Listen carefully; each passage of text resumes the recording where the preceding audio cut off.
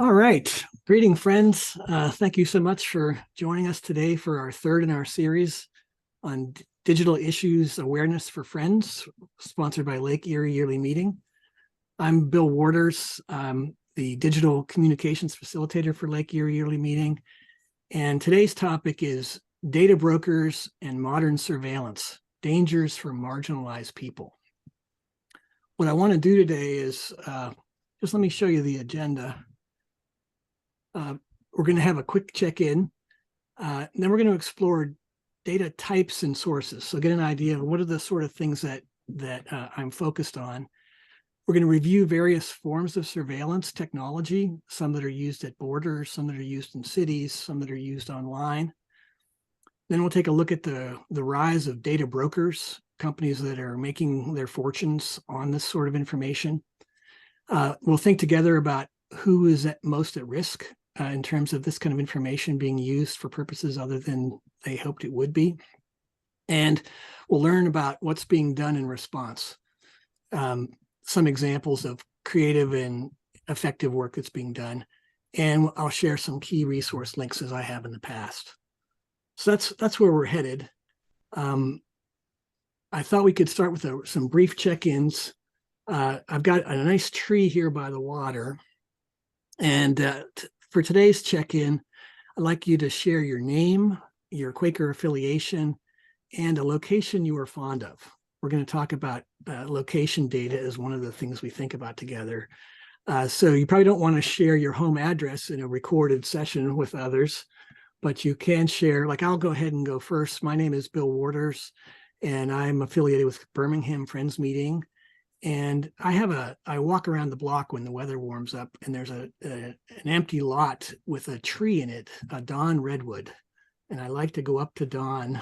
I've named the tree now, and spend a moment with it on my walk. So it's a location I'm fond of, is this tree. And I'm going to go ahead and go down my screen of video. So Bob Ream, you're up. I have to turn off my sound. I'm Bob Ream, North Columbus Meeting. He, him, his. I don't think our meeting has a gender, so I won't try to give the gender.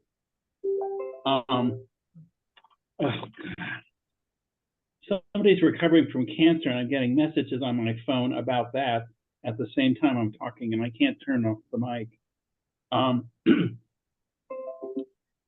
It's hard to think of one place I like. I travel all over Columbus by bus and other ways, and I'm a Google Maps local guide, so I enjoy kind of interacting with the environment there. When I go to Toledo, I'll probably be doing pictures up there too. Okay, we're going to keep it brief today. Inga. Inga Rieger. I'm a member of Birmingham Friends Meeting, and my fond location is my yard, my garden, I should say. Thank you. I already have at least 3 plants blooming. And covered with snow. Next up would be Barbara.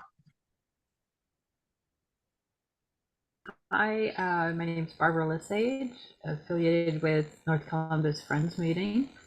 And this tree, the picture that you have there, Bill, remind me of, it looks of, in Boston, there's, right along the Charles River, there's trees like this, and there's a walkway that goes right along the Charles River, and it brought back really fond memories of me of many walks along that pathway. So that's what came to mind for me. Thank you. Cynthia. Hi, everyone. Cynthia Harmon-Jones, part of Birmingham Friends.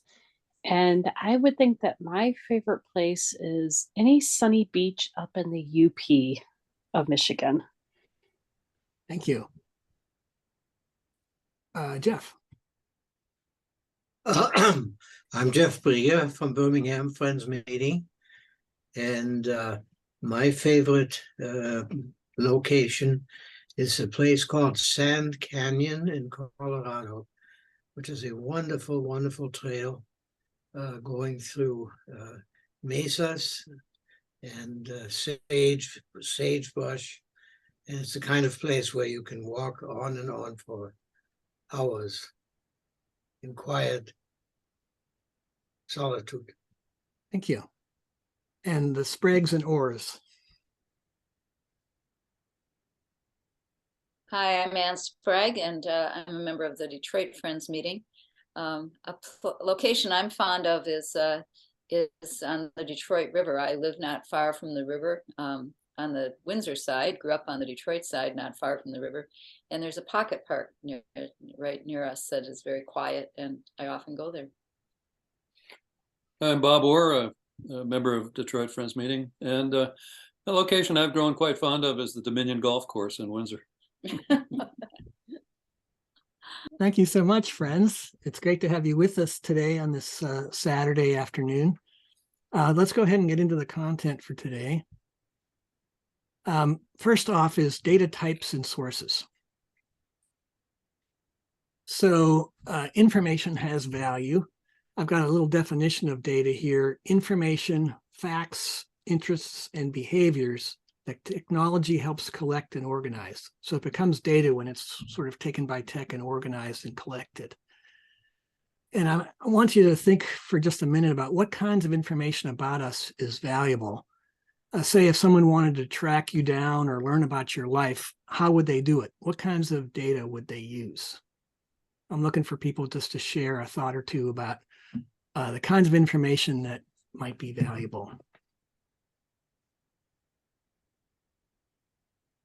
Anybody? Telephone number? Telephone number, thank you. Address. I allow Address. Google Maps. Google Maps. I allow Google Maps to record where I've been, and so someone can learn about even the earlier today by looking at that. So your route. Things I tend to buy frequently online. Okay, your shopping patterns. I happen to be looking into my high school classmates. Those are still living, but also the ones who have passed. So I'm using obituary searches. Obituaries or yearbooks, things like that. Yes. Where I work, or even where my child goes to school. So the locations where you spend time. Our age.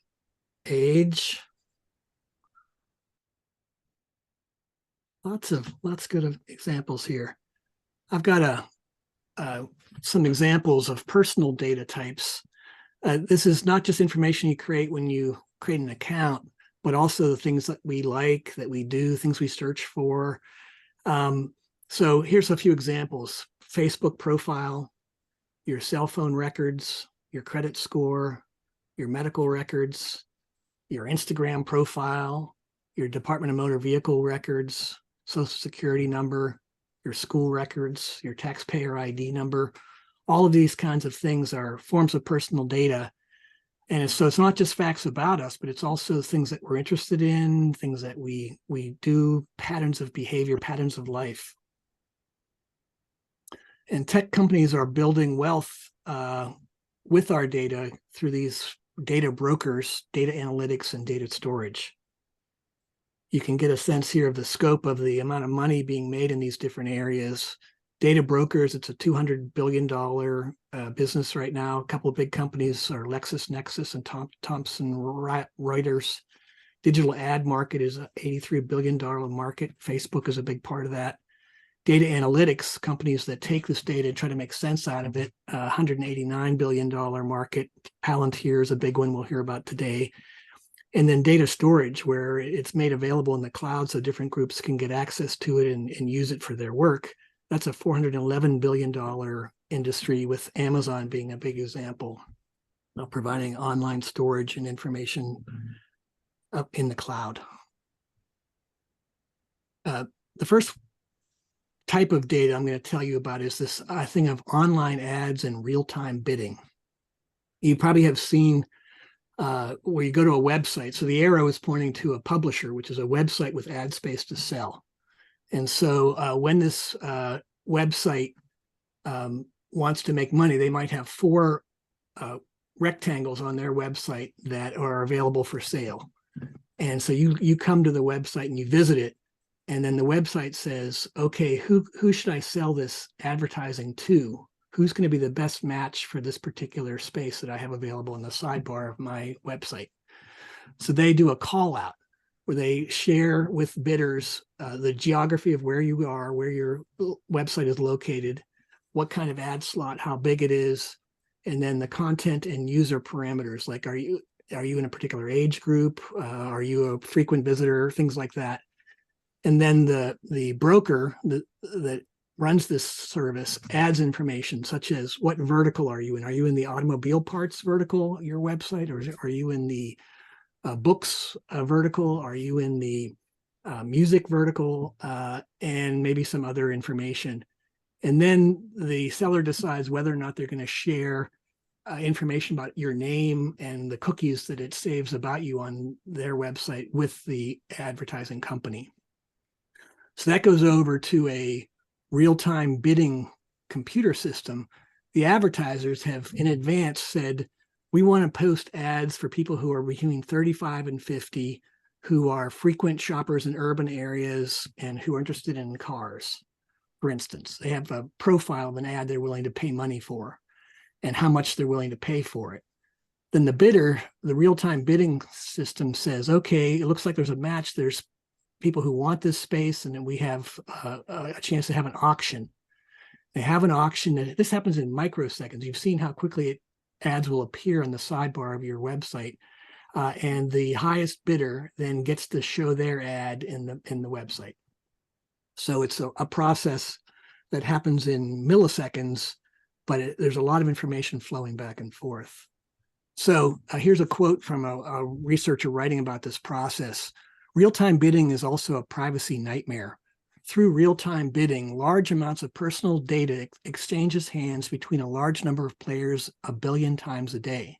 If you're reading an article about erectile dysfunction, depression, or self-harm, chances are high that this will be broadcast to thousands of companies. If you're booking a table, purchased an item at an online retailer, searched for a flight, or read the news, this will also likely be shared with ad exchanges. Supply-side platforms, demand-side platforms, and countless other recipients in the ad auction system. We don't know where our data ends up. We don't know who it is being shared with and whether it's being used against us in contexts that have nothing to do with advertising.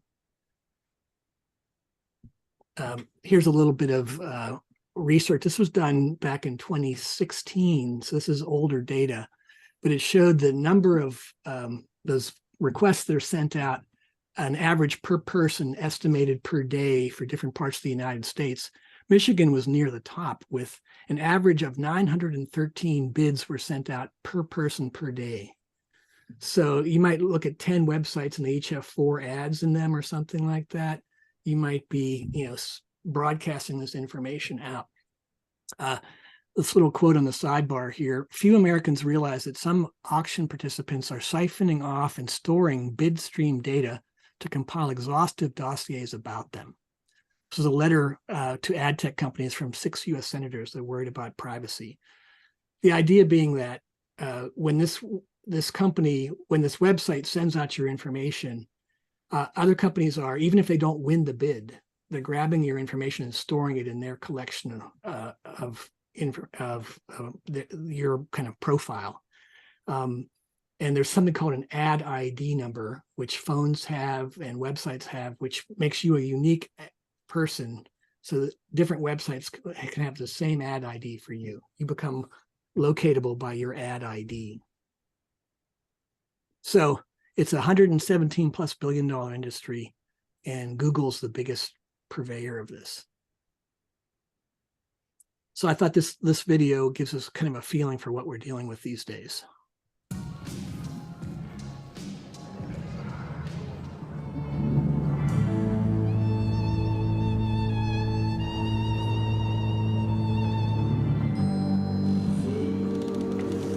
The next sale is a digital treasure trove charming Ellie's private data. What? Lot number 1, her emails. The one she's opened and read, wonderfully personal. Let's start at 240, 260, 280. Sold. Lot number 2, Ellie's drugstore purchases. Voila! Priceless data. Do I hear 480? 500. Sold. Her location data. It's not creepy, it's commerce. Do I hear 600, 620, 640, 660? Sold. Nana? All her contacts, even sweet Nana. Sold at 740. Her recent transactions, her browsing history, her late-night texting habit. Sold. And now the one you've all been waiting for, and I can promise you won't be disappointed.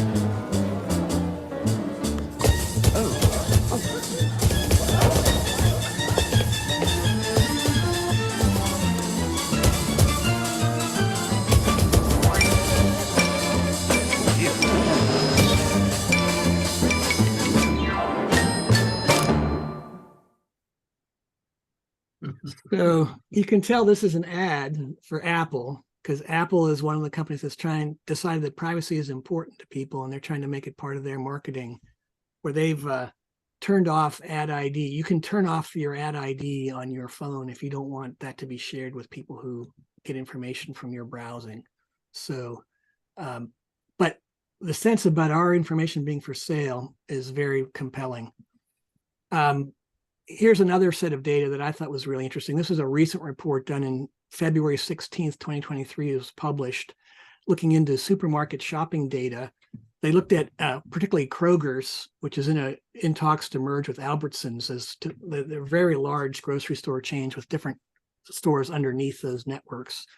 The markup took a dive and looked at this. Their headline here: forget milk and eggs. Supermarkets are having a fire sale on data about you. Kroger says we have collected over 2,000 variables on customers. They're tracking 2 billion annual transactions across 60 million households with a persistent household identifier. Information they say they may collect and use includes personal information, purchase history going back up to 18 years with their Kroger Plus card, location. They even have an app you can use on your phone to help you find products or walk around the store, and it can track what path you take through the store as you're doing your shopping using these little beacons. Financial and payment info, what kind of forms of payment do you use? Health-related info, mobile device data, demographic data, biometric data. Some stores have facial recognition, and then they have a little sign when you come in saying there are cameras in this store, and they can track you and recognize you as you go down an aisle and maybe show you an ad in your phone based on where you are in the store. And then they make behavioral inferences about things that you like to do and things you might do in the future. This is a really interesting article about the kinds of data and how they're marketing it to others. They're selling it to advertisers, saying, we know a lot about our customers and we can make that available. Location data from cars is another market that's really been growing a lot. The markup did a study on this where they identified 37 companies. They're part of a connected vehicle data industry. One data hub called Wejo claims its data represents 1 in every 28 vehicles in the USA, with 16.2 trillion data points and 76.7 billion journeys with accuracy down to 3 meters. Wejo's investigators include GM, Microsoft, and the defense and intelligence contractor Palantir. Here's a little statement from the report. Vehicle data hubs ingest vehicle and movement data from multiple sources, from car manufacturers, other connected vehicle data providers, directly from vehicles using aftermarket hardware such as onboard diagnostics dongles. Maybe some of you have seen that you can get a discount on your insurance if you have a thing in your car that shows how quickly you brake and whether you're a safe driver or not. Smartphone apps that do mapping and provide information, Sirius radio that connects to the digital cloud. The data is then consolidated and normalized in one place for analysis and insights. So this is becoming a growing thing because cars are becoming more and more like computers all the time. So let's talk about surveillance technology now. One of the things that happened a lot with the growth of the pandemic and the work from home movement and the learn from home, the school movement where people are taking classes online, is that there is technology to keep track of what people are doing. So let's take a look at this. During the pandemic, many of us ended up working from home. To measure your work productivity, though, your company may have started using various technologies or surveillance tools to track you. Hi, I'm Washington Post reporter Daniela Burrell, and this is Help Desk, where we help make sense of the tech in your life. Tracking our work, timesheet, and gauging our productivity, they're all a normal part of doing business, right? Today, there are a lot of software and technologies to help companies track your productivity remotely. Take the software tool Hubstaff. Most of us probably don't even know that tools like this could be lurking behind our computer screen. They offer monitoring capabilities as a feature, so things like logging keystrokes and mouse movement, taking screenshots, and recording audio. Companies behind the tools say the goal is to improve productivity, help track a distributed workforce, and protect sensitive data. But some employees say the tools invade their privacy and can get pretty creepy, especially if they're working from home. In some cases, we don't even know when we're being watched or if someone is listening to our personal conversations. To give you a better sense of what surveillance tools can do, let's take a tour of software from TerraMind. So if I were an employer using TerraMind to monitor my employees, I would see a dashboard that looks something like this. Here I can see who's online, their time worked, and what they're working on. If I want to check in on a specific employee, I can click on one of them. Here, I can get a breakdown on exactly how they're spending their time and look at screenshots and videos from their monitors. I can also explore any of these tabs above to check out what emails they've been reading or sending, or see snapshots from their screen at various points throughout the day. Experts told me software services like this one work best when employees have full transparency about how they're being monitored and know their goals. If employers want to use this type of software, experts advise them to not only let their employees know they're being monitored, but how and when, and also specify exactly what they need to do to meet their goals. But the software can cause problems for companies if they misuse it. Employers should have a business purpose for monitoring employees and should avoid setting blanket goals that don't make sense for everyone. Meanwhile, employees who have company-issued devices should expect zero privacy. Zero. But if you bring your own device, you should make sure to read your company's policy. At the end of the day, employee monitoring tools can aid a company in its productivity goals. But if not used properly, it can hurt morale, break employee trust, and actually work against a company's goal for using them in the first place. So many of us are retired, so we aren't living this life that some of the people who do gig work or do other work from home experience, but it's certainly a growing phenomenon. I'm also aware that students, for instance, are taking tests where they have to have proctoring, online monitoring of their test taking, watches their eye movements, listens to other sounds in the room, does a variety of things to try to say whether they're doing the test on their own or not. So if we turn to surveillance tech in our cities, there's been a trend that's happened. It was accelerated by the 9/11 war on terror, so to speak, where there was increasing technological oversight of urban spaces at cities. Much of this hardware and software was developed in military applications first and then brought to cities. So some of the towers, video towers, were developed during the Vietnam War to look for the enemy. Then we had companies like Israel, who is monitoring the Palestinians, has developed software and hardware that then they market. They say it's proven and tested in the West Bank, and then it's marketed around the world. So there's these military applications, and then it spreads to more commercial uses. So there's a wide range of technologies that are happening. The Electronic Frontier Foundation created materials explaining, so each of these images, you can click on an image and learn a deep dive into the different types of these that exist, how they're being used, how much money is being spent in these different categories. and how it's being used and sometimes abused. And protesters and undocumented people are often targeted by these tools. We know that during the Black Lives Matter protests, there were drones flying over protests, and there was facial recognition things being used. So some of the ones on here are automated license plate readers, which take a snapshot of a license plate that could be mounted on a car that's in the area, or they can be up on a crossing like at a street light. There'll be a plate reader, body worn cameras. There are cell site simulators or IMSI catchers. What these do is they pretend to be a cell phone tower. And so when your phone is looking for a tower to connect to, instead of connecting to a real tower, it connects to this catcher, which says, "Oh, we see your phone is in this area at this time, and we now know about that." So it's sort of pretending to be a cell phone tower.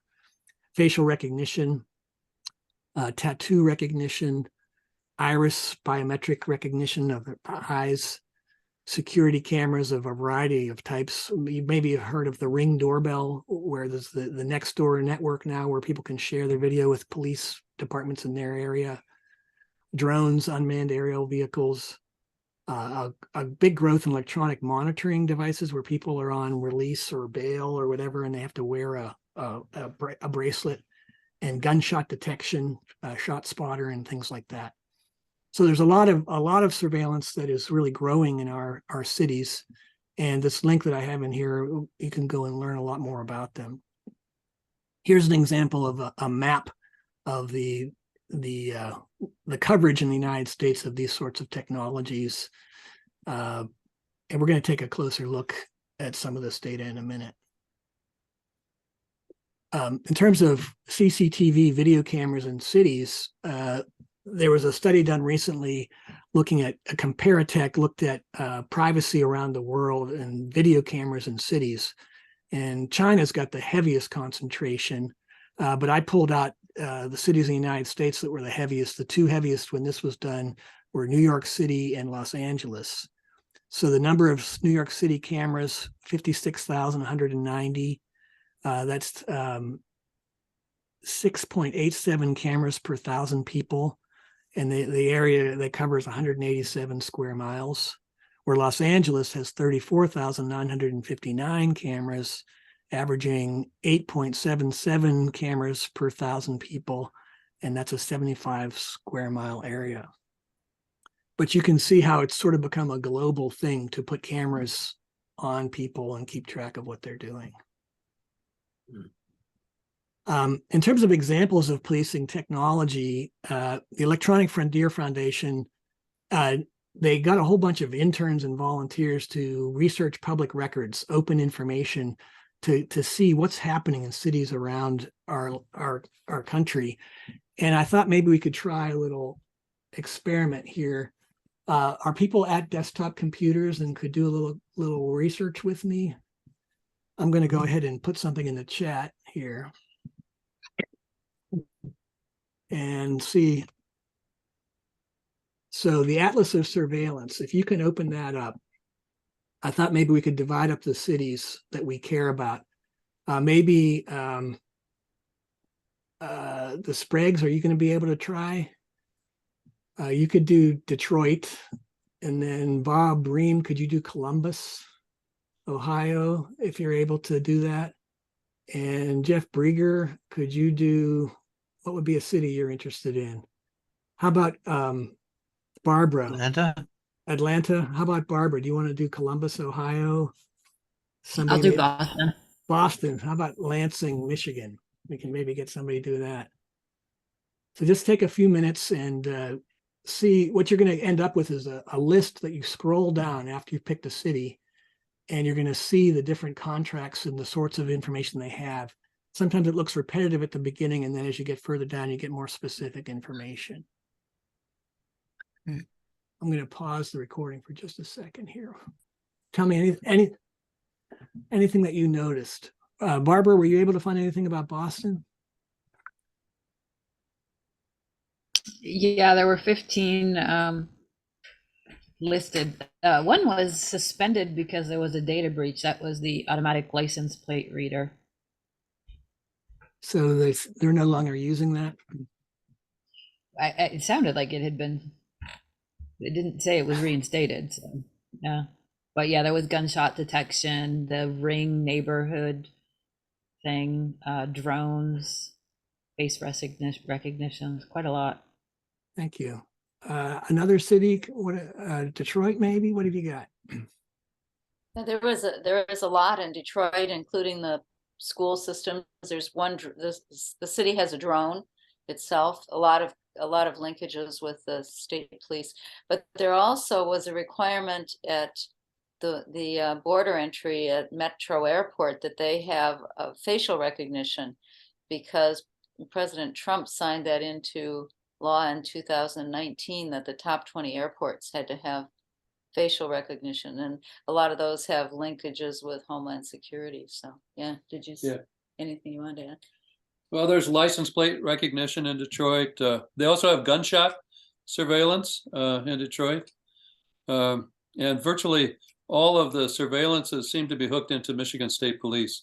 They seem to be kind of the central data processor for much of this stuff. But Detroit has virtually all of the tools that you've been talking about. There's also something called a fusion center here. Yeah. Yeah, that's a big thing. Yeah. Anybody else?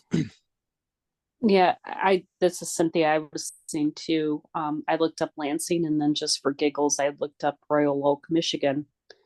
And there is a facial recognition association with Michigan State Police. So I would imagine if you look up pretty much any city in the state of Michigan, you're probably going to get that. Any comments on Lansing? Lansing, Oh, go ahead. I looked at Lansing and there was facial recognition. I can't remember what else there was, but Okay.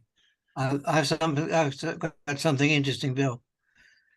This is the Arab Police Department in Marshall County, Alabama, of all places. And what they do is they're operating one drone. And the source of that information is given as the Center for the Study of the Drone at Bard College. Right. So the people who are watching are being watched. Right. By others, which is good. Okay, so this atlas is very informative, and I recommend it to you, and thank you for trying it. Let's move on. So in terms of justice system tools, this is sort of a display of the range of tools that are being used by the police and justice system. Some of the things that are included are facial recognition software, surveillance cameras, gunshot detection systems, license plate readers, body cameras, drones, robots, biometrics, ankle shackles, and geolocation tracking, algorithms to decide whether somebody can get bond and how much it will be, risk assessment algorithms, and predictive policing databases.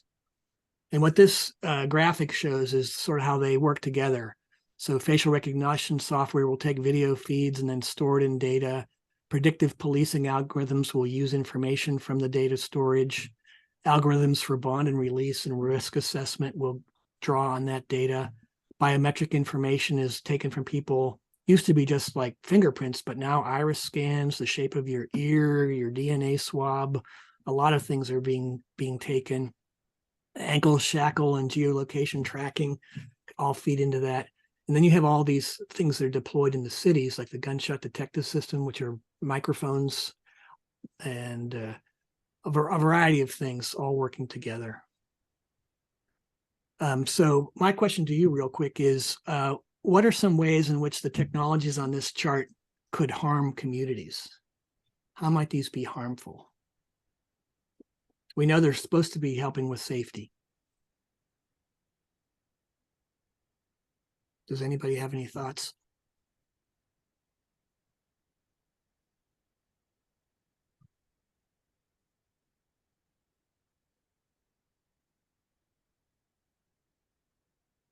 Well, one thing, Bill, they're not always accurate. So you can get false arrests or reputations damaged because of misattributions. Thank you. Good example. Anybody else? I remember hearing that facial recognition stuff is often more accurate for white faces than brown or black faces. Yep. I also wondered about the algorithms for bond and release, if that's how that uses racial data and so forth. Yep. Okay, let's carry on. This is a really good report and sort of a powerful summary if you're interested in sort of the rise of policing. This talks about how we had a moment where there was a feeling that policing was biased and there was a need for police reform. And the answer that came back from many companies and police departments and government groups was that if we use technology, we should be able to be more unbiased. We won't care about the person, we'll just care about the data, where they, it'll be kind of a neutral technological view of things. But then this report reveals that there's always been profit motives, and there's been pipelines from military to commercial to public spaces, and that there's a lot of incentives for these systems to kind of go beyond their scope and to be used in ways that they weren't initially intended to do. This is a quote from this report. Adopted for use as police reforms, sophisticated electronics and tech capabilities do not address the unchecked power and ballooning budgets of local police departments. Instead, they open the door for law enforcement to monitor communities while private companies profit from sales and contracts. As the movement to defund the police becomes impossible to ignore, replacing police officers with police cameras is called progress. So it has the veneer of being modern and less biased, but as research continues, they say that's not really the case. Bill? Yes. Bill? Go ahead. One of the things that's happened, though, is with police cameras, we're now watching the police misbehave, and we're able to prove a misaction on the part of police that could never have happened before. Good So point. we're not relying on self-reports, but we're seeing on camera. So there is one advantage that's come about. Yeah. Police cameras has sort of a double-edged sword because it also records everything else that's going on around in a neighborhood when they're not stopping somebody at a car. Like, it has a way of bringing people into the system that maybe don't need to be there. One of the big problematic databases is called a gang database, and people get associated with a gang depending on where they live and who they hang out with, and that can lead to increased policing of them. But you make a very good point that it provides us with some transparency or a chance to see what's happening. In terms of electronic monitoring, this has really grown. When I learned about the kind of the prison systems and the policing systems, this is a big market where they have different systems for people on pretrial release before their trial, people who've completed a prison or jail sentence and have a condition of their parole or probation, immigrants that come into the country and are waiting for their hearing about their status, and youth under supervision of juvenile court are all being wired up. And there's a variety of systems that are being used. Some is the ankle monitor. There's also cell phone apps that you have to take a picture of yourself, and it has voice recognition and picture recognition and tracking where your location is based on the phone. They have systems where the phone will call you and you have to pick up the phone at the location where you're supposed to be. There's a variety of systems that are being used. And this quote from this report, electronic monitoring widens the net of incarceration. Monitoring is making homes into jail cells and turning Black and brown communities into open air prisons, continuing the punishment and mass incarceration process that has been going on for decades, in some cases for centuries. So now if we move to the border, which is immigration is a big topic, Mi Gente, which is a group that works on Latinx rights and immigrant rights, they've done amazing work in this area. And this is some graphics from their report, the Deadly Digital Border Wall report showing some of the technology that's deployed at the borders: drones, integrated fixed towers, autonomous surveillance towers that rotate and move and look at what's happening, remote video surveillance systems, license plate reading, and mobile video surveillance systems that are on the back of pickup trucks.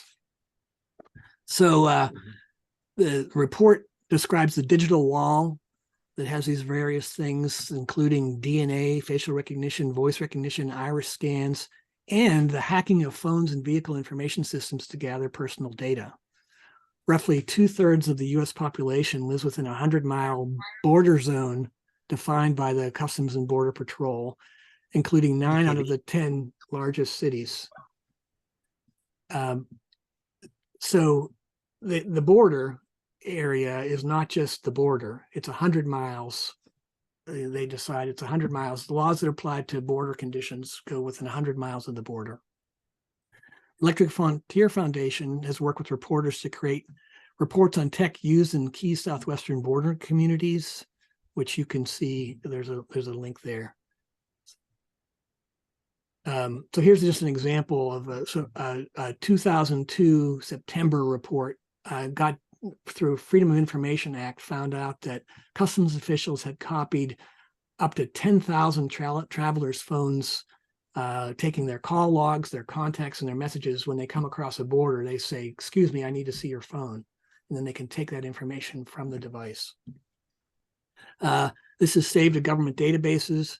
And there was an appeals court ruling in 2021 that said the Customs and Border Patrol does not need a warrant to search people's mobile devices who are entering the country, whether or not they are U.S. citizens. Agents have the legal authority to go through any device within 100 miles of the border and to take devices away from travelers for up to 5 days without providing justification. Whew. So this can be a lot of important information about who your contacts are, who you call. All that stuff can become available. Okay, so we have lots of information. Let's talk about the brokers and how they're making use of it. So commercial data sources used for federal surveillance. I've got a little Wall Street Journal explainer here. Let's take a listen. You're probably aware that different apps on your cell phone can track your movements. That location data is commercially available along with other personal information like your social media profile, email address, and date of birth. But what the Wall Street Journal has learned is that the government has also bought that commercial data and is using it for some forms of law enforcement. Two components of the Department of Homeland Security are using this app-generated marketing data for law enforcement purposes.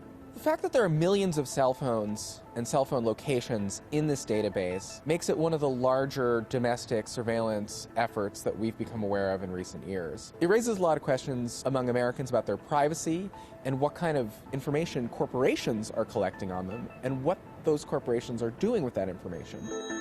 This is how it works. You get this pop-up and agree to let an app use your location. A travel app may want it to suggest nearby hotels or airports. Rideshare apps want to know where to pick you up. But often, those apps are also sharing your location with marketers, who are using it for targeted ads, research, analysis, and even reselling it. But what we found is that in some cases, that consumer data is being resold to companies that buy and sell data for the government. According to people familiar with the matter and documents reviewed by the Wall Street Journal, the Trump administration has purchased a database that maps the movements of millions of cell phones in the US and is using it for immigration and border enforcement. In 2018, data tracking contributed to the discovery of a drug smuggling tunnel, according to people with knowledge of the operation. Sources describe this one case down in Arizona, a border town called San Luis, where a man had allegedly built a tunnel between his property, which was an abandoned KFC restaurant, and the Mexican border. Police say that smugglers were using this tunnel, but the interesting thing is, when this person was arrested, none of the court records indicate that they found this tunnel based on cell records. This data was showing cell phones moving from one side of the border to the other, and investigators surmised there must be an illegal tunnel there and began further investigations that led to the arrest of this person. In a statement to the Wall Street Journal, a CBP spokesman said, quote, "While CBP is being provided access to location information, it is important to note that such information does not include cellular phone tower data.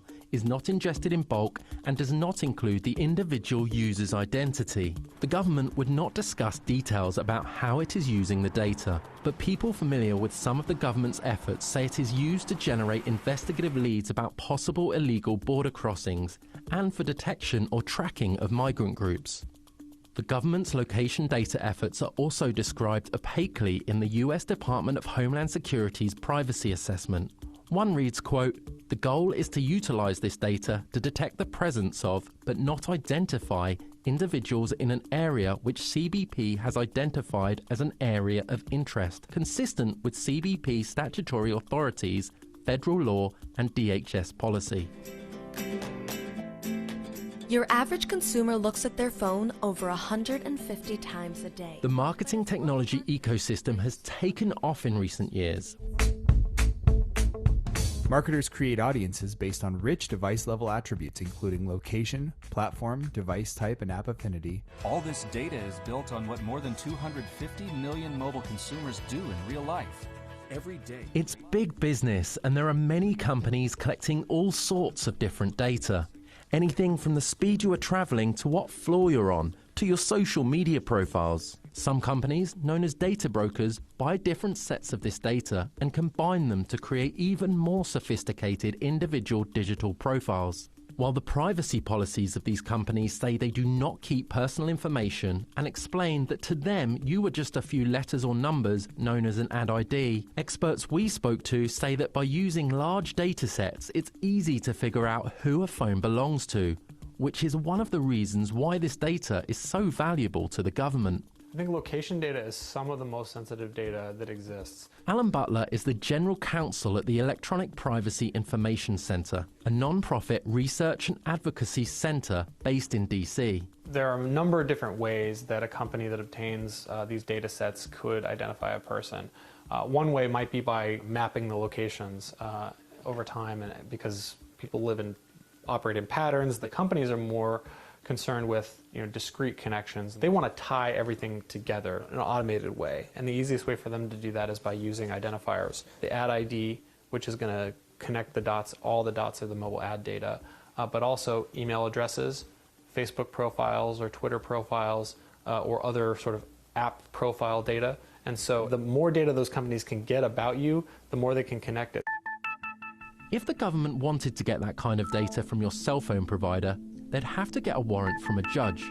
But because this data is for sale from marketers, they are able to buy it and access it without a warrant. Most recently, the Supreme Court in the Carpenter versus United States case restricted the government's ability to use a court order to get commercial data from the phone company, which is the data about where your phone is connecting on the cell phone network. The Supreme Court has not directly addressed the purchasing of commercial data. The federal law does impose restrictions and the circumstances under which the federal government can collect personal data under the Privacy Act, but that also can be tricky if the company never actually stores the data in a government database.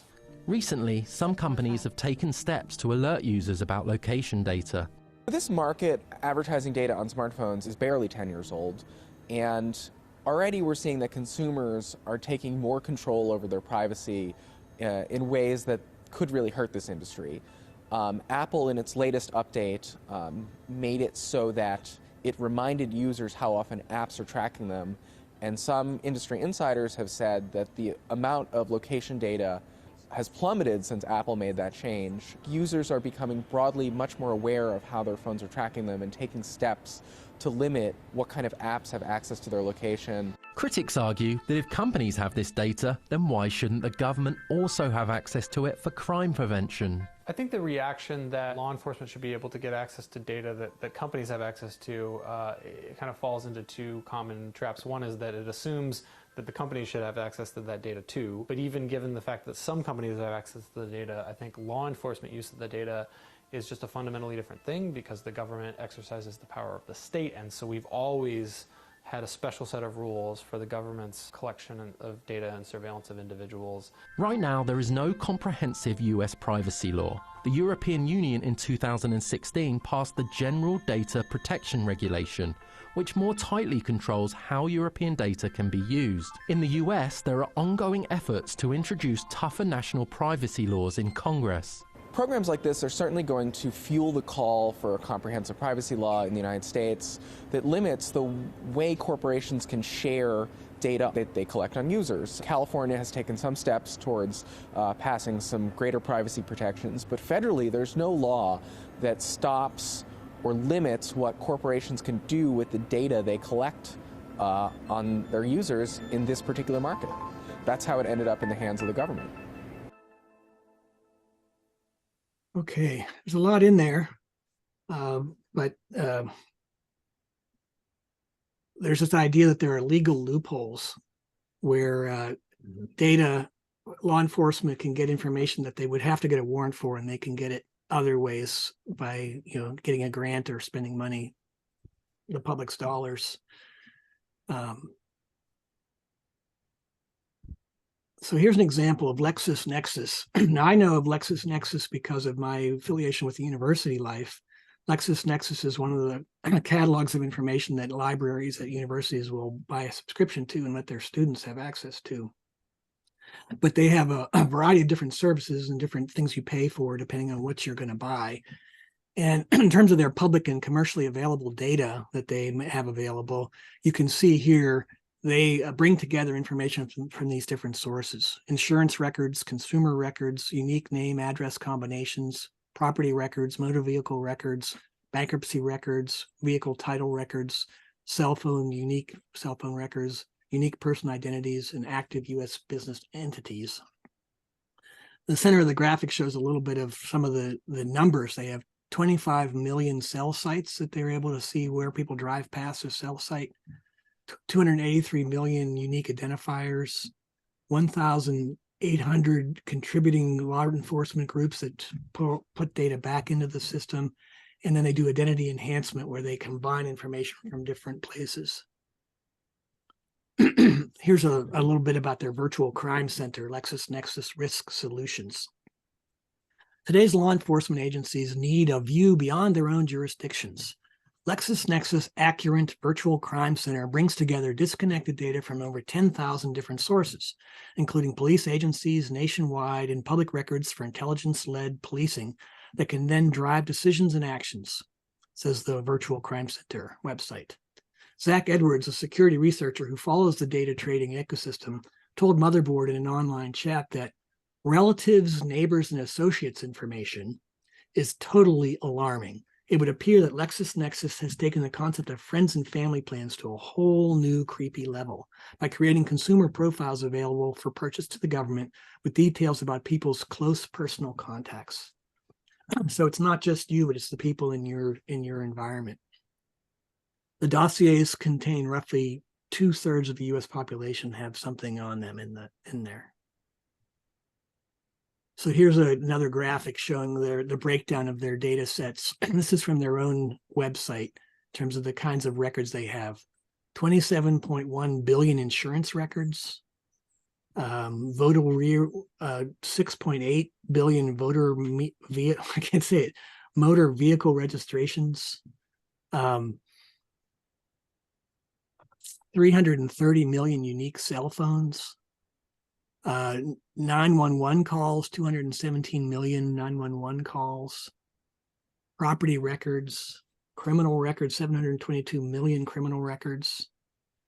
So this is a lot of information and being combined in one place. Another data broker is Fog Data Science. Fog Data Science, they gather data from apps that people use all the time. They'll do a thing where they have a software developer kit. So if you're building an app and you want to install this kit into your app, they'll pay you 3 cents a user or something like that for each bit of data they get from each user. So the app developer says, I can make a little money from this by installing this software kit into my app. They claim to have billions of data points about over 250 million devices, and that its data can be used to learn about where its subjects work, live, and associate. Fog states that it has access to a near real-time database of billions of geolocation signals derived from smartphones. So it can tell kind of where you are or where you've been today based on your apps sharing that information. Can access historical data going back to 2017, and they provide both area searches and device searches. So I thought this quote was quite interesting. Fog service is especially dangerous in the wake of the Supreme Court's Dobbs decision. Many states have criminalized abortion, giving state and local police license to unleash their surveillance powers against people seeking reproductive health care, as well as the professionals that provide it. Fog Reveal lets an officer sitting at a desk draw geofences around abortion clinics anywhere in the world and then track all devices seen visiting them. Scary stuff. So a big player in this space is Thomson Reuters Corporation. You may be familiar with the Reuters News Network and the kind of information they provide. Thomson Reuters provides access to a massive database of personal information to the U.S. Departments of Justice and Homeland Security. From 2007 to 2021, the company was directly awarded more than 7,500 U.S. federal contracts worth at least $1.5 billion. Flagship product is called CLEAR, Consolidated Lead Evaluation and Reporting. CLEAR provides Department of Motor Vehicle records, real estate ownership, utilities data, like if you've been paying your water bill or not, professional licenses, criminal and court records, healthcare provider content, consumer and credit bureau data, real-time incarceration and arrest records, business data, data from social media platforms, chat rooms and blogs, and live access to over 7 billion license plate detections. Big, big stuff, big data. So who is most at risk? So what do you think, who would you think would be most at risk from this sort of information? Do people have any thoughts on who would be high on the risk meter?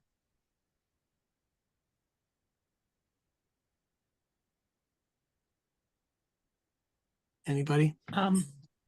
I would say children. Children? There was a lot of information being leaked by some programs for children where parents monitor their kids, keep track of them, that sort of thing.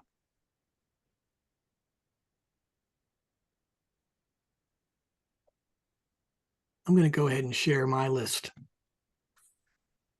People of color and religious minorities, immigrants, undocumented people, protesters and activists, people caught up in the criminal justice system, people seeking reproductive health services, unhoused people, LGBTQ people, and people with disabilities are all made more vulnerable by this sort of surveillance. Here's an interesting, the markup built a website tracker system to look at kind of information that's being spilled out into the network. And website people who create websites may not even know that their website is leaking this sort of information. They have a WordPress site and they have a plugin that helps them with getting a better result on Google search, and so they don't realize what they're doing. So here's some examples from this study that were kind of vulnerable groups.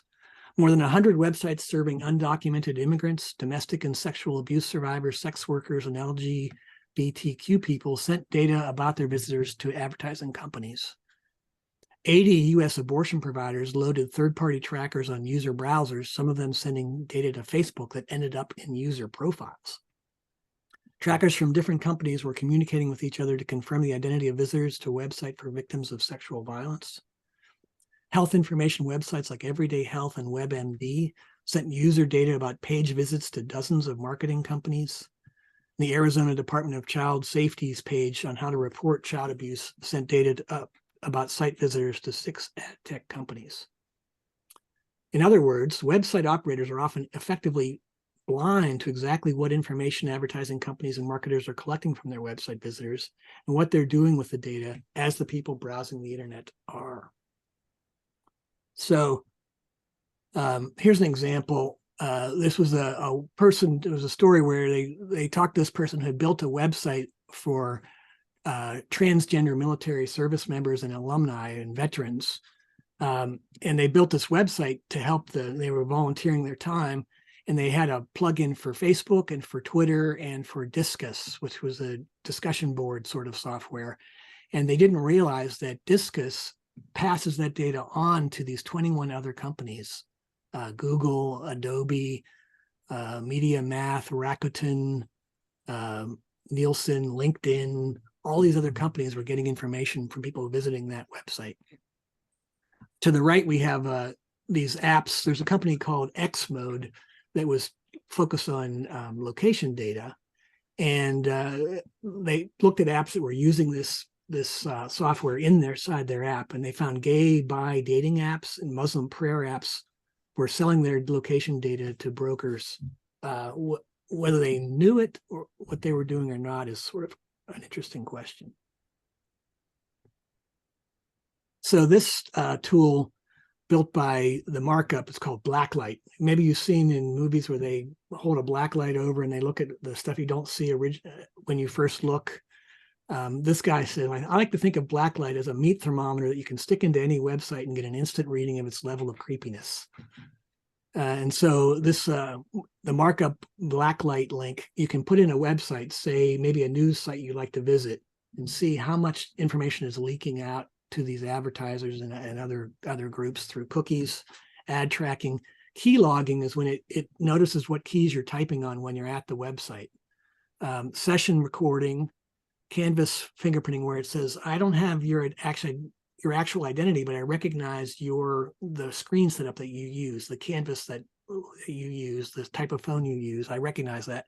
I've got a fingerprint of the combination of things that you use. So when I see you somewhere else, I say that's the same person at a different website. Facebook tracking and Google Analytics. So I recommend the Blacklight as something you can try sometime. Surveillance of reproductive health. There was a recent report in October 2022 that looked globally at abortion surveillance issues. Period tracking apps, car license plate data, and pregnancy registers are all being weaponized to monitor women. Surveillance data and technology are being exploited to stroke fear and prevent abortions in countries including the United States, China, Hungary, and Poland. The Tactical Tech group that I'm so fond of did a review of the landscape in their piece, Cycles of Control, Private Companies and the Surveillance of Reproductive Health. They kind of go into the story of how this is happening. The story on the right was a recent one from the Telegraph in the UK about how this is not just a US problem. Another interesting thing is these technologies often assume that they discriminate against people with disabilities, visual disabilities, a variety, ADHD. If you're supposed to be monitored for your test taking and you get up a lot and move around, that can give you a negative marker. So this report from the Center for Democracy and Technology examines 4 areas where algorithmic and/or surveillance technologies that are used to surveil, control, discipline, or punish people are particularly harmful impacts on disabled people. They go into the area of education, the criminal legal system, healthcare, and the workplace. And it's not a pretty picture. So you've got all this data, and we've had promises that we would get better and more unbiased policing because we have good, clean data. So I want to just share this piece about predictive policing. And I note with irony that the Thomson Reuters Foundation sponsored this video. We saw earlier how much money they're making off of tracking information. So there's a bit of irony that their foundation is doing a little bit of, would you say, washing of their. Anyway, let's take a look. In 2013, Robert McDaniel, a 22-year-old black man living in Chicago, got an unexpected visit from a police commander. McDaniel had no violent criminal history or any recent contact with law enforcement. Still, he was told by the commander that the police were keeping an eye on him. Although McDaniel had no way of knowing it, he had been placed on the department's heat list, a list of Chicagoans generated by a computer algorithm who police deemed were likely to be involved in violent crime. The aim? To try and stop crime before it even happens. It's called predictive policing.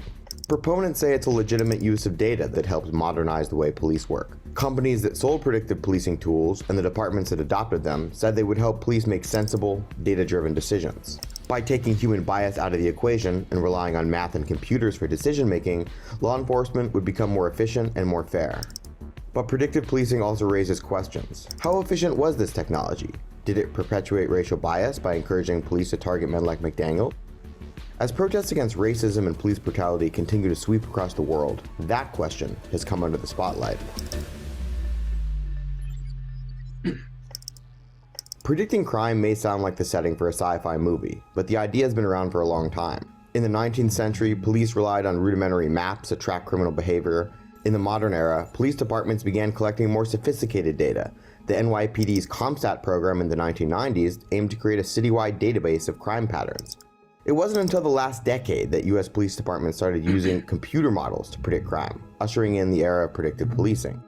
I think the original sort of push came from this sense that technology could solve problems. If you think about the recession in 2008, 2009, police departments were gutted. They lost funding, they lost the ability to hire new officers. So technology offered police the ability to do more with less.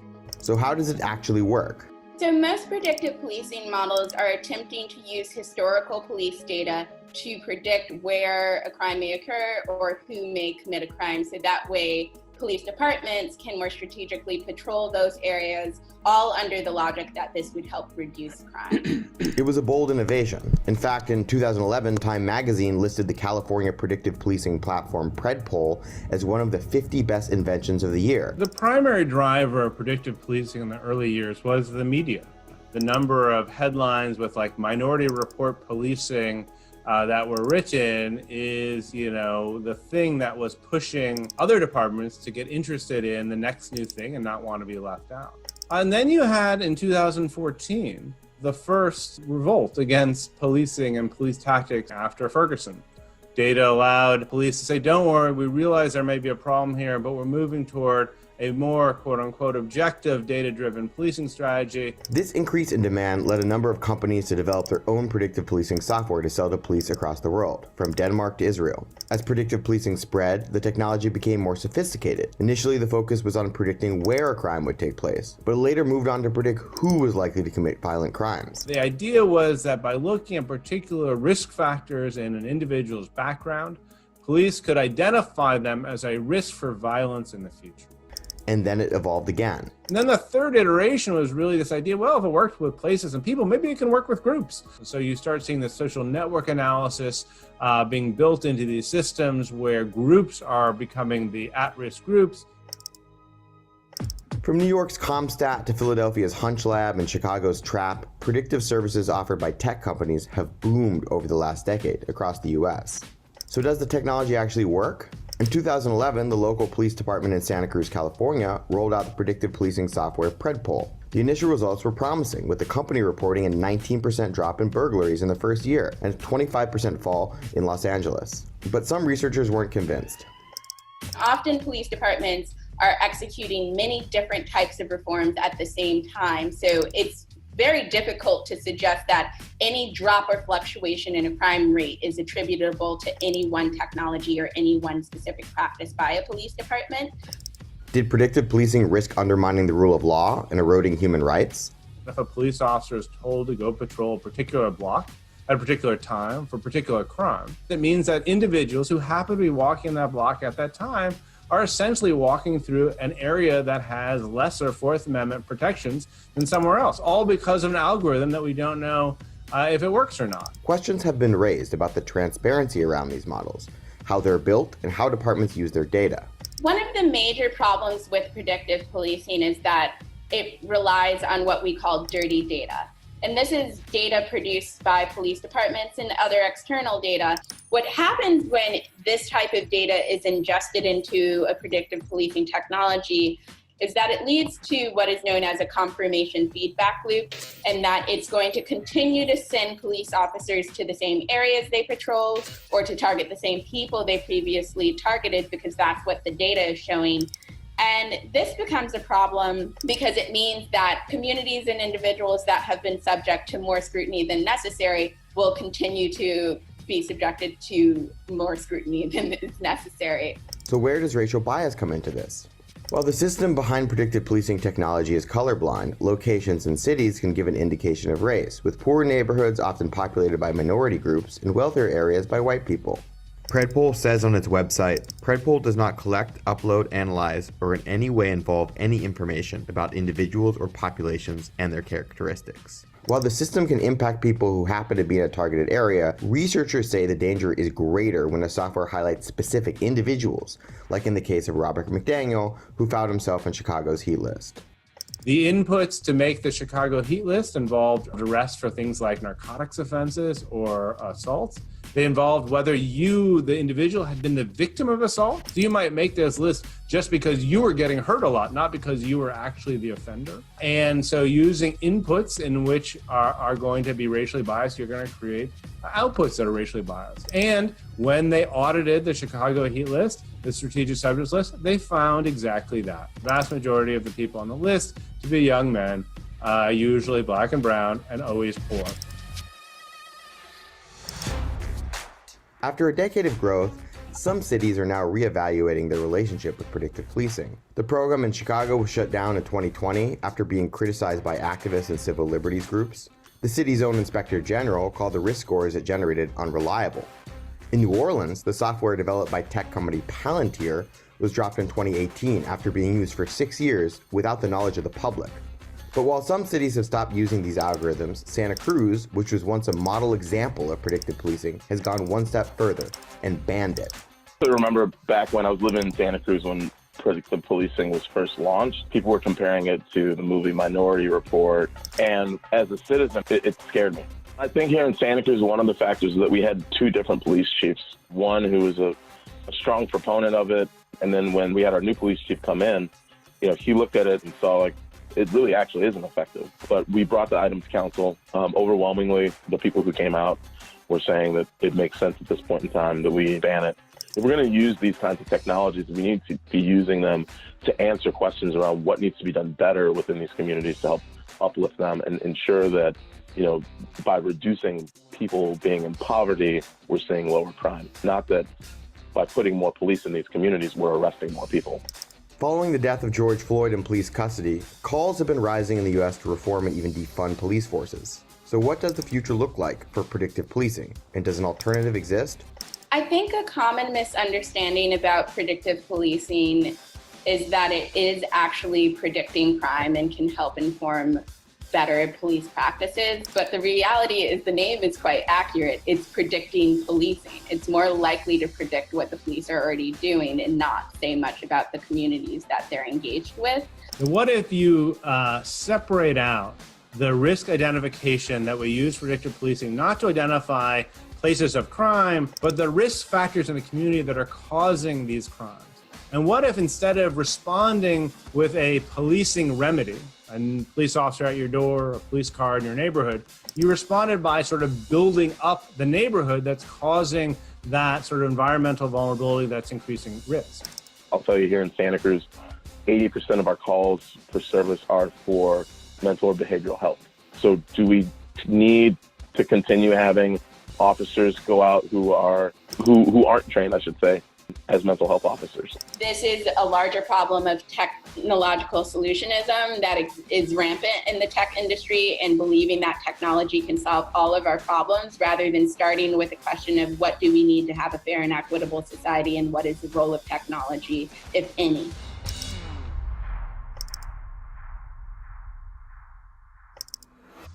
Okay.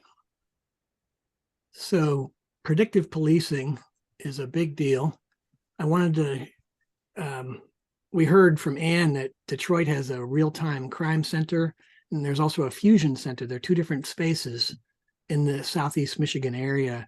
This is a picture of inside the Detroit Real-Time Crime Center. As of March 2019, the center has access to more than 6,000 live video feeds coming in. Automated license plate readers track vehicle movements. 787 smart traffic lights, many with live cameras, are part of this network. Contracts for facial recognition and Command Central Aware crime analysis software suites are part of their installation. And they have a creation of a neighborhood real-time intelligence program that used $9 million of local and federal traffic modernization funds to put up 500 new high-definition cameras. Detroit Project Greenlight, which maybe if you've gone through Detroit and you've seen these blinking green lights in different stations, they first went live in 8 gas stations in 2016, and the system has grown to, as of 2020, to 700 locations across the city. There's this article, Detroit's Project Greenlight in the New Jim Code. You've heard of Jim Crow. There's people referring to Jim Code as code and software being used to segregate and isolate people. Here's a couple quotes. A U.S. government study found that even the best facial recognition algorithms misidentify blacks at 5 to 10 times the rates of whites. In Detroit, at least 2 individuals, Michael Oliver and Robert Williams, have been wrongly accused through Project Greenlight surveillance technologies of involvement with crimes they had nothing to do with. In 2019, the Detroit Digital Justice Coalition released a study, a critical summary of Detroit's Project Greenlight and its greater context, that's been widely circulated. As a result, the Detroit Board of Police Commissioners passed a policy in 2019 for the use of facial recognition software. Under the new policy, DPD cannot use facial recognition for live feeds. It has to wait and grab it after the fact, or immigration enforcement, nor can they use the software on mobile devices driving around in cars. So there's a lot more you can learn. Detroit police chief, there was an interview with him where he acknowledged that facial recognition software misidentifies 96% of the time. It will provide a bunch of false, and then maybe within those, there's 4 that are on point. So it's always requires human intervention and should not be relied on. Another group that's really at risk are people on the move, people migrating. The No Tech for ICE campaign, the Immigration Customs Enforcement, ICE. There's a few reports from Mi Gente. ICE digital prisons, people who come across the border and then have to be surveilled their whole time that they're here. The heart attack, which is talking about the increased use of biometrics and DNA stuff to keep track. People get their data into the system when they cross a border, and then they can't get out of the system forevermore. They are subject to increased scrutiny. The deadly digital border wall, we saw pictures from that report earlier. Lots of good information there. So let's listen for a minute about how big tech is helping immigration and customs enforcement. Big tech is making it easier for ICE to do its job. Sure, immigration raids have taken place under every administration since the Immigration and Customs Enforcement Agency was created in 2003. They happened under President Bush and President Obama. But now, thanks to advances in technology and outsourcing around immigration enforcement, we're seeing tech companies take on a whole new role when it comes to aiding the deportation of undocumented immigrants in America. Let's back up and talk about a tech company that gets its name from Lord of the Rings, Palantir Technologies. Sauron, Lord of the Earth. Palantir was founded in 2004 by PayPal co-founder Peter Thiel, along with other PayPal alums. Billionaire investor Alex Karp is the current CEO. To put it simply, Palantir connects dots that may have been missed by human analysts. The purpose of Palantir is to bring the Palo Alto culture in the form of a platform to an enterprise to revolutionize the work being done in that enterprise on the back of this platform. What we're actually building is not just addresses the problems you have today, but will scale into the problems you may have tomorrow. According to a report by Bloomberg, the company quickly established itself through contracts with the Pentagon and CIA in Iraq and Afghanistan. These government agencies use Palantir's tech to comb through financial documents, flight reservations, phone records, and social media. It then shows whatever linkages exist between the data. The technology was an instant hit, and its success with the military snowballed into other government contracts. Fast forward to today, and Palantir has become instrumental to the law enforcement in the US. According to a report by social justice organization Mi Gente, Palantir provides ICE with mission-critical services. A 7-page document titled Unaccompanied Alien Children Human Smuggling Disruption Initiative details how Palantir's investigative case management allowed agents to launch an operation to target and arrest family members of children crossing the border. The operation resulted in the arrest of 443 people.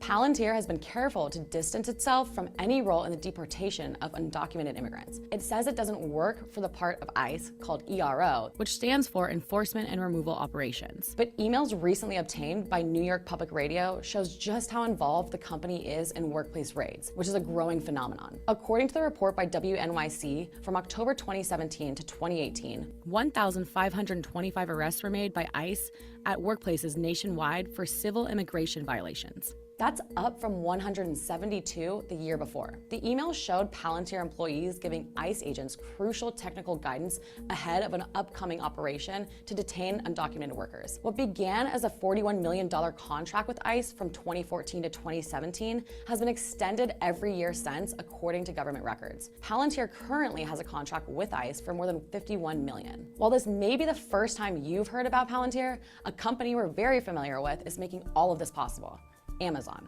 It's a two-pronged issue.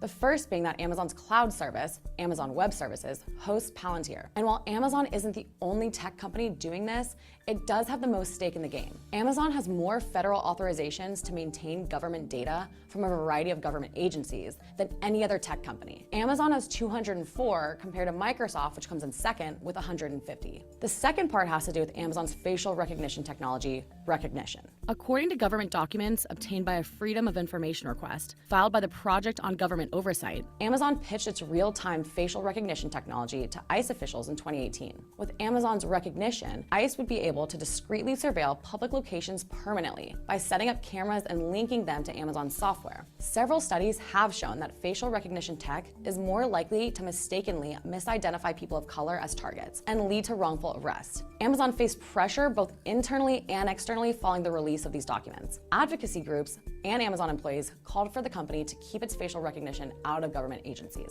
Amazon wants to see a broader discussion about the issue.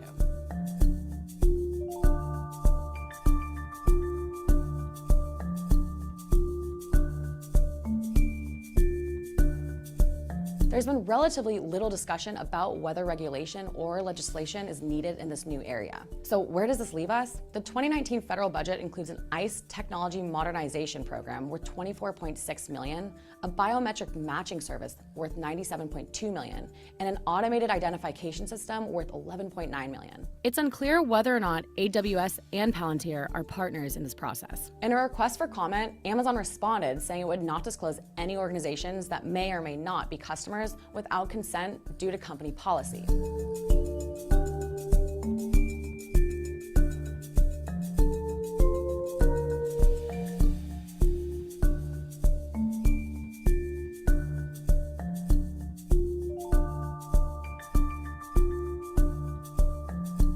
Palantir is yet to respond to our request.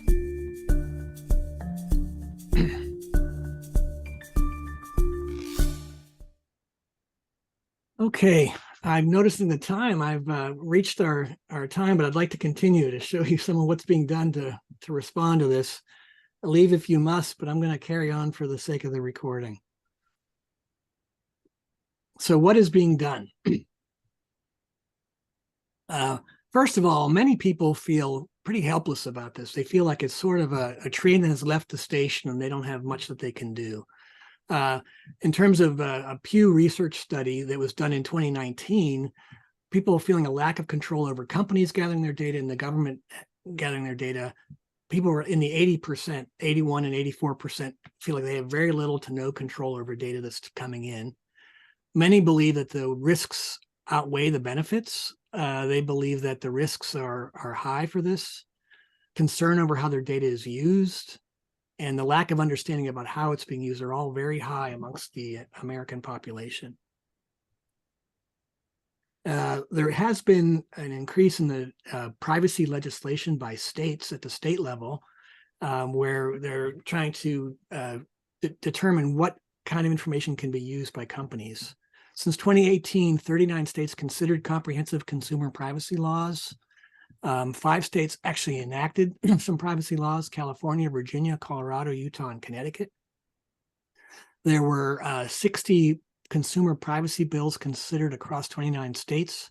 In 2021, there were 29 bills considered, and that number went up to 60 bills in 2022. So people are getting more and more interested in this. And 5 states considered comprehensive consumer privacy bills for the first time, which includes Michigan among them. There's some trackers you can go to see and keep up with this. There's also city level responses where cities are developing responses. This is a really great report called Take Back Tech: How to Expose and Fight Surveillance Tech in Your City, done by Mi Gente. And it has guidelines and advice for how this might be done. You can see the bottom I've circled, get your local government to pass an anti-surveillance resolution or ordinance in city government is one way that people are having success. The American Civil Liberties Union and the Community Control over Police Surveillance model has a sample model bill, a model ordinance that could be used in different places and modified to fit your circumstance. The Community Control of Police Surveillance model has been adopted by the City of Oakland and their Privacy Advisory Commission in the form of their Surveillance and Community Safety Ordinance, and serves as a basis for New York City's current proposed Public Oversight of Surveillance Technology Act. Overall, 12 cities across the U.S. have passed legislation based on this model, and over a dozen other cities are currently considering adopting some version of this legislation.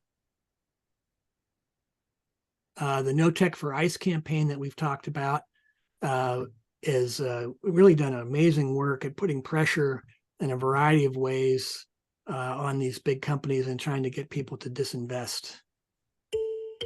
I'm going to skip this one. There's also a comic book called Take Back Tech, which does kind of a graphic overview of the kinds of information that's being gathered and how it affects people and what we might do about it. Very nicely done. There's also been a lot of organizing by students. Students, for instance, at law school saying we don't want LexisNexis or different systems to get money from us. No Tech for ICE. There have been over 40 college campus actions taken in recent years.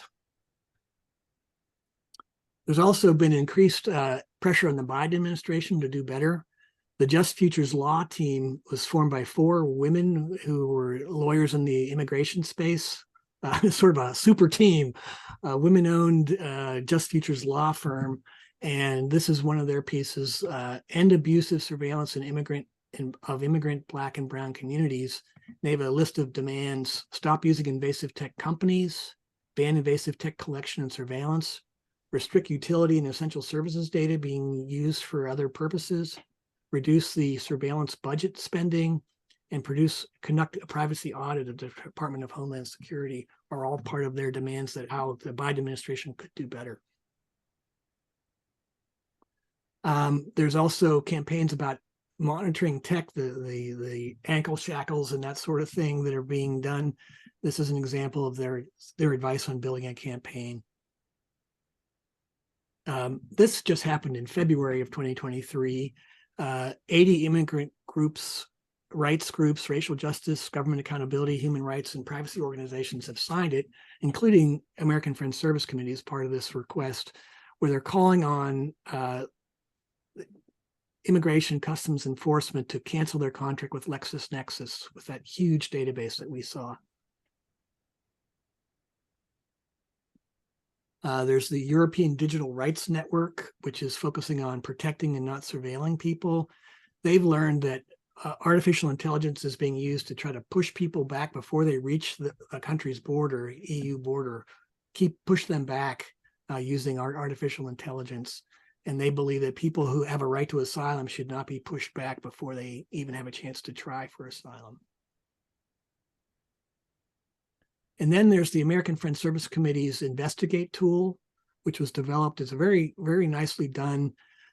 You can look into how your investments, how your retirement funds are being used, how your union's portfolio of investments is being used, and find out whether these companies are in your portfolio and whether you might want to disinvest from them. So I just pulled up a couple examples of Palantir Technologies and Thomson Reuters are both recommended for disinvestment by AFSC's Investigate tool. In terms of resources, I'm really enjoyed listening to WDET radio in Detroit. Sponsored a podcast called Tracked and Traced. It just ended in August of 2022. And here's some of the topics for episodes. They had a kind of a summary report on surveillance in Detroit. That was their last episode before they logged off. They looked at parking meters in Hamtramck that have cameras built into them. They looked at the idea of drones and how ideas about limiting drone use could affect some good uses of technology, They looked at the case for digitizing foster and adoptive systems in the United States and how that's being done or not done. They looked at surveillance by little people of the big companies and how that's happening. Safety versus surveillance in Dearborn public schools. They talked about surveillance capitalism. They talked about ShotSpotter in Detroit. They talked about Project Greenlight in Detroit. They talked about how American Muslims ended up on the terrorism watch list, all being very nicely done episodes of Tracked and Traced. Recommended. And then here's my resource list. Tactical Tech has a What the Future Wants interactive youth-focused exhibit that's been put up in cities around the world. It has you print out materials that can be filled out by people who are participating in it. We could have something like this at our annual sessions if we felt like it. You'd have to print out the materials and make them available, have it up on a wall. But it's focused on young people having a sense about more control over their digital futures. The EFS Atlas of Surveillance, which we looked at together. EPIC, the Electronic Privacy Information Center Surveillance Oversight Project, keeps track of some of the legal issues related to privacy. I mentioned the Tracked and Traced podcast. The No Tech for ICE has a series of well-done reports, many of them illustrated. And I wanted to tell you about a course that I took called No Tech for ICE. It was called Tech Wars.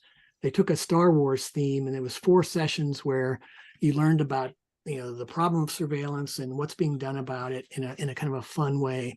You can still join the course for free, although the live webinars that accompanied the course are now just recordings of the live webinar. So you would just be doing the reading and watching recordings.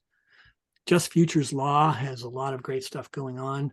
The Blacklight website tracker inspector that we talked about, we can find out how creepy some websites that you are using can maybe push them to do better. Our Data Bodies project, which is looking at data and people in cities, as one of their focuses is on Detroit.